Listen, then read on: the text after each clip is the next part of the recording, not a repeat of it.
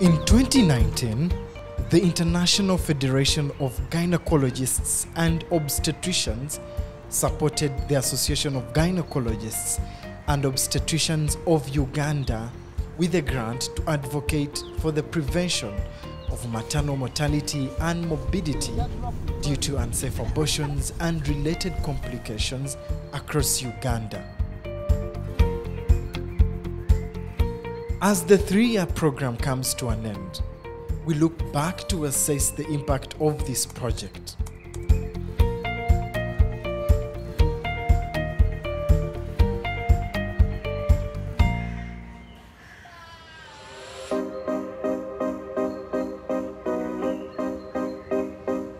As one of the countries with the highest fertility rates in the world, 46% of pregnancies conceived in Uganda are unwanted, at least according to the Makerere University School of Public Health. Most of those conceiving are disadvantaged teenagers who lack access to family planning services. They later resort to unsafe abortions that often turn fatal. Unsafe abortions and related complications account for 5% of maternal deaths in Uganda. Worse still, post-abortion care treatment is costly, posing a significant financial hurdle for an already limping public health system.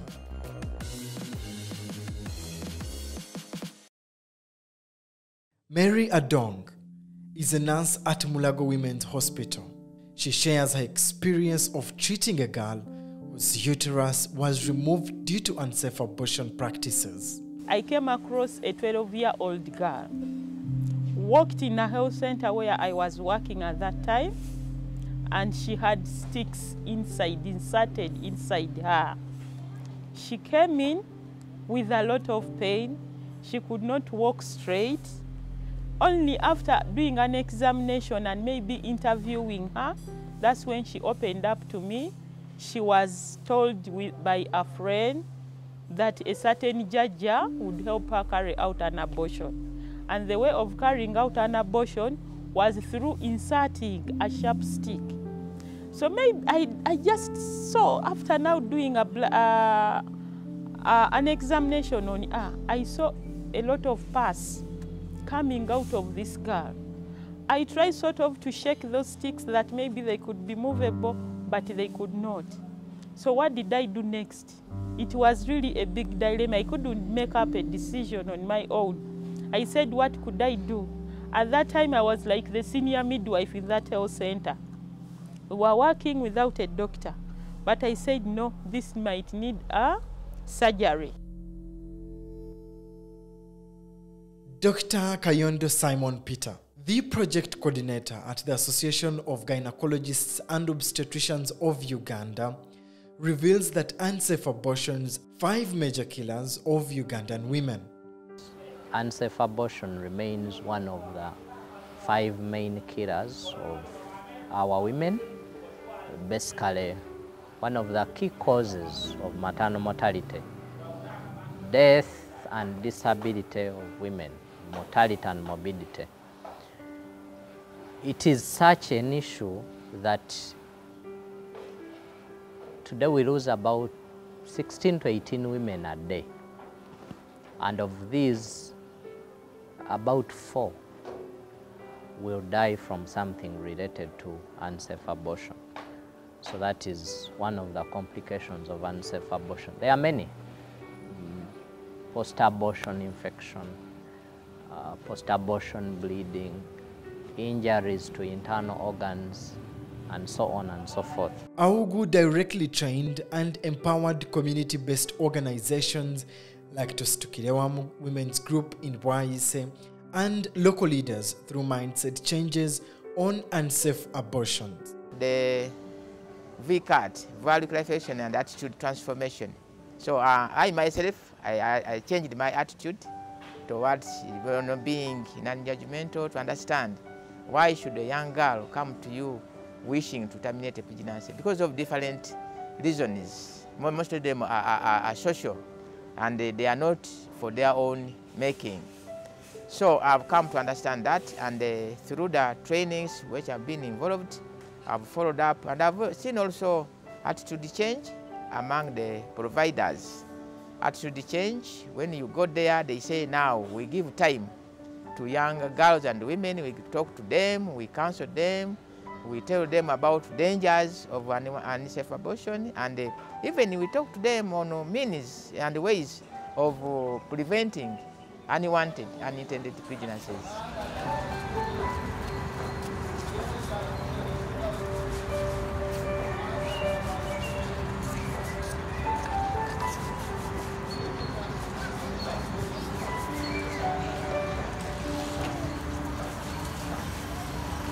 So that is when the Scrum group, together with Action Aid, teamed up to formalize the registration, which was done around 2002. For quite a long time, between 2002 and now, the Scrum group has been doing quite a lot of work in communities, in areas of humanities, where we help marginalized women and girls, people living with HIV/AIDS, orphans and other vulnerable children. Then we have other needed groups like the young people in and out of school. We have some of the elderly women here that are getting some assistance. So for the different groups that we target, we have different, I would call them core program areas, like when we come to orphans and other vulnerable children, we offer education, shelter, health, food. The trained leaders go back and inform their respective communities of the dangers of unsafe abortions, prevention of likely cases, and end stigma. Yeah, so AAGU has engaged a lot of the media practitioners in their groups, both print and also televised and radio. Also, AAGU is part of a consortium of CSOs who advocate, who do a work in the area of unsafe abortion. Like, for example, SEHAD, the legal teams, and Tustukirewamu, the community teams, and so many other players in the area. But even, of course, the Ministry of Health, which also is the leader in dealing with the problem. So AOGU is working as part of a consortium that, and a lot of our work is to provide the right information even to the consortium. Make sure that they are communicating the right data, right impact, and things like that. Perhaps the epitome of the project is that AOGU created partnerships with root organizations like the Center for Health Human Rights Development, Marriage Stops, and the media, who have played a major role in sensitizations, awareness, and advocacy. Now, the impact that this project and our engagement with AOGU has had is that they're more confident in terms of knowing what they can do within the limits of the law. They're more confident to speak about their experiences or lived, stories in the field, because they also realize that what is lacking is actually voices that speak up from a professional or expertise point of view. Now, this has boosted our relationship with AOGU, but also with different stakeholders, like with the members of parliament, the media, because we've provided learning exchange forums where myths and misconceptions are broken down, and people are equipped with the right information or facts that relate to abortion, from the science bits to the legal to the advocacy. And this has seen the AOGU take more participation when they are called upon to give, expert information before committees like in the Uganda Law Reform Commission, before parliamentarians, during community engagements and media engagements on reproductive rights. We've had people come out to speak, which was not the case before. He went to the farm on that day and he slept there. So Dr. Francis Pebalo from Gulu University says that AOGU has urged healthcare workers to understand their role, not to cast blame on abortion victims, but rather to give them the much needed health care without discrimination. Post-abortion care package that has been published actually has been advocated by the Ministry of Health. It has one part that has been for a long time neglected, and that is actually community linkages. Many of these mothers, if they come to the ward, we help them, and they are going back home. There has to be a community linkages so that that stigma is reduced. So I think as AOGU, they thought we should involve the nearest people to give people actually a village health care, the nearest people to the work. So most of these VLPs were invited, and I'm happy to say that with that, there's been a lot of change. Benson, one of the beneficiaries of the advocacy, shares on how it has impacted his life and his community.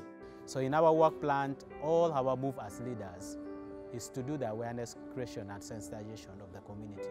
We make them know in the line of goal, roles and objectives of our work. We have to make them know what is safe abortion, what is sexual reproductive health. When somebody talked about those two words, what comes into your mind? But when I attended that program, I was really impressed because I got so many informations and tools which empowered me. The responsibility to end unsafe abortion belongs to everyone, and AUGO continues to advocate for safe abortion practices to reduce the dangers associated to unsafe abortions across Uganda. The commitment is to reach the most hard to reach areas. And that has been the greatest contribution that from advocacy, how then do we support people who have attempted to do unsafe abortion practices? So Maristops comes in with post-abortion care so that we reduce the deadly effects. And through that, then we are contributing towards the reduction in maternal mortality and morbidity due to unsafe abortion, which actually the project is about. It's family planning provision. It also does sensitization about sexual reproductive health and rights. Issues to do with STDs, sexually transmitted infections, how to prevent getting infections and so forth. With an extension of 1 year to this project, Dr. Process Chimpi shares on the way forward for the project. But I want to look at other people who had not benefited from it. I am a mentor, I am an advocate, I'm a trainer. But to other people who are coming on board, can everyone have a chance to train the other? Can we widen the scope so that many people can actually be mentors behind this? Can we create, come out with a different aspect of seeing this project work for itself, that by the time FIGO says, I've stopped, at least us as individuals, us as AOGU, can thrive to move on. So I wish everyone would have a spirit to carry on this, because now I'm no longer working to understand. I am working to save a mother. So whatever comes in the background, I'm focused on seeing improvement. Rahim Nwali, AIIJ Unveils.